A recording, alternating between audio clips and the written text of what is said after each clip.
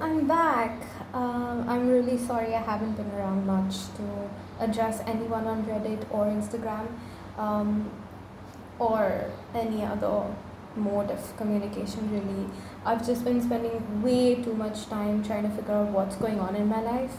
And then I realized that it's just such a waste of time trying to figure out what's going on in my life. So here I am making a video about something that I really, really wanted to talk about and have been kind of thinking about for way too long.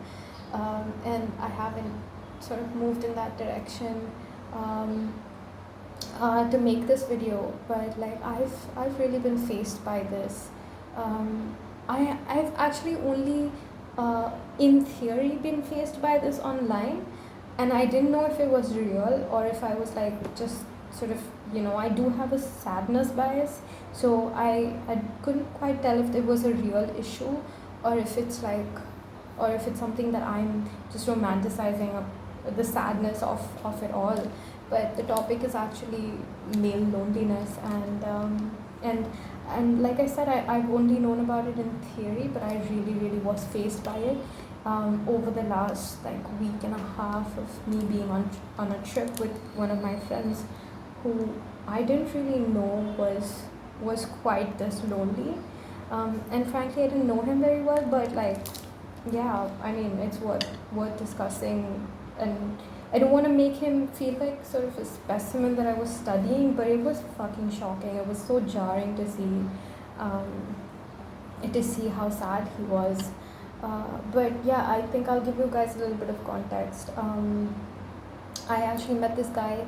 I'll do real quick. I met this guy over, I think around like 4 or 5 months ago at a hostel I was staying at for a week, and it just so happened that this guy was also there. He was sort of hostel hopping for work, for I don't know for what reason, but I was roaming around the hostel one day looking for food, looking for a canteen or whatever, and he was sitting in that area working. And he just sort of saw me look clueless, and he offered he was basically like, what's up, like what's going on, what are you looking for? And I just asked him like if there was any food available anywhere, and it so happened that the canteen or at the hostel wasn't available. I mean, it was just closed, and so he asked if I would mind getting like going out and getting some food, getting a grab of food, grabbing some food. So we did, and we talked for I think 2 hours straight, and everyone who knows me knows I can talk a lot sometimes. And then it was a really good chat. We split the bill, and then I think the following night or the night post that, I was there for like 4 days or something. Post that, we spent like I want to say like 6 hours at a stretch in the middle of the night playing games and just talking. And there was a lot of sharing of information, and we were slightly drunk as well, slightly tipsy.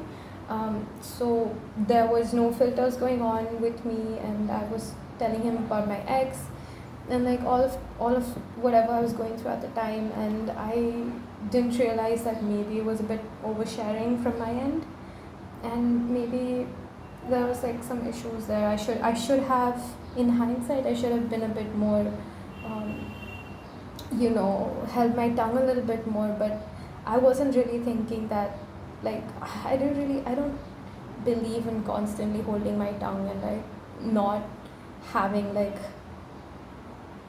whatever. I don't believe in controlling what I say or having a filter all the time, but it's useful. It's actually useful. I could have avoided a lot of issues. But yeah, so essentially what happened was we talked, and I guess he developed feelings for me, which I didn't know about. But anyway, fast forward to like the time in between, I met him last week. We had been very rarely communicating on Instagram. Like, he would just send me reels, I would respond to them, that's that. And then it just so happened that I wanted to travel, and he's a very, very frequent traveler. He goes places, and like he's always checking and doing this and that. And it was interesting. to me, and I hadn't had that experience before. So I was looking for someone experienced to travel with, and he didn't mind traveling with people. And so he and I kind of like, we worked out a trip, and we went for it. And I didn't realize the entire time that he was under the impression that this was a couple trip, and I was under the impression that this was just like a, oh, you haven't traveled before, let me take you trekking sort of situation. Um, I made a couple of mistakes along the way, which I will get to in a bit, but it just so happened that, okay, like let's go through the entire situation that I was faced with. So right off the bat, we were not doing the hostel thing. We were not like in separate beds. We were sharing a bedroom, and I was okay with it, because in my head I was just thinking like, okay, we're just sharing a room. That doesn't necessarily mean anything. This is not a Hindi serial, right? So I was okay with it, and we would just like talk over the first 2 days and stuff, and it was fine. We roamed around a lot, and it was fun. I'm not gonna name which places we went, uh, but it was a hilly, cold region. Uh, so I'm not gonna discuss that stuff. But yeah, so first night and a half, first 2 nights were okay. Then my ex started calling me on the phone at night, and it wouldn't take away from the time that we were on the trip properly. It would be like in the middle of the night, like 1 o'clock, 1:30, like that, and I'd just go and answer a phone call. And I didn't realize that this guy that I was on the trip with was taking it so badly. I only realized that he was taking it badly when one night I woke up to the sound of him sniffling, and I could not for the life of me understand what was going on. I didn't think that it was sniffling, because I wasn't thinking that he was sniffling. I thought maybe he just had a cold, because we'd had ice cream and it was cold, and I figured like it was just maybe a cold situation. So maybe he was just cold. And I didn't ask him about it. I was like, "Are you okay?" He's like, "Yeah, I'm all good." And he was on his laptop and he was doing something. Um, and that was that. I went back to sleep. The next night, we'd had a great day again. But the next night, my ex called again, and it was all fine. We were watching a movie, the guy and I were watching a movie, and after my ex called and after I went back to bed, this guy, he just like, he takes his laptop, he takes his bag, and he's out, he's gone. I don't know where he is. And I wasn't, I'll be honest, we're not that close. So I wasn't aware of the fact that I didn't think that it was my place to ask him, where are you going? Or like, it just wasn't my place. We weren't that close. And is it really, can I really ask him, like, where are you going? Like in the middle of the night? So I didn't. And then I don't know where he went. And then, yeah. So I realized that he was acting a little odd, and then I took it upon myself the next day to sort of discuss, like, hey, what's going on? Like, is this like your baseline? Is it normal for you to be behaving like this? And he was like, no, I feel slighted. I feel like you should have told me your ex was still in your life. I was like, what do you mean?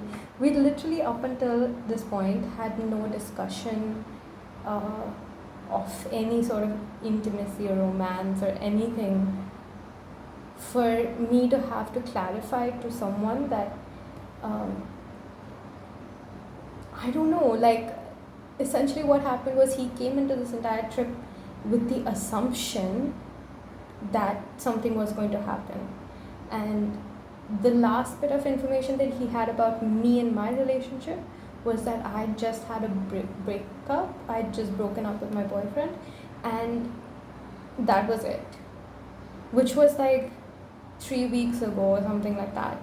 And he and this guy that I'm going on the trip with, he was like, in the course of conversation, he tells me that it wasn't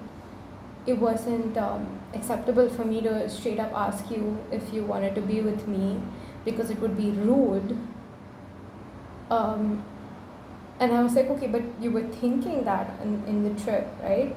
And it was crazy because this entire time I just thought that we were going as friends, and he thought we were going, this was a couple trip. So that was very strange for me. And for him as well, clearly, because he was taking it really badly. I mean, to the point of crying, and it just was so heavy, and I didn't realize that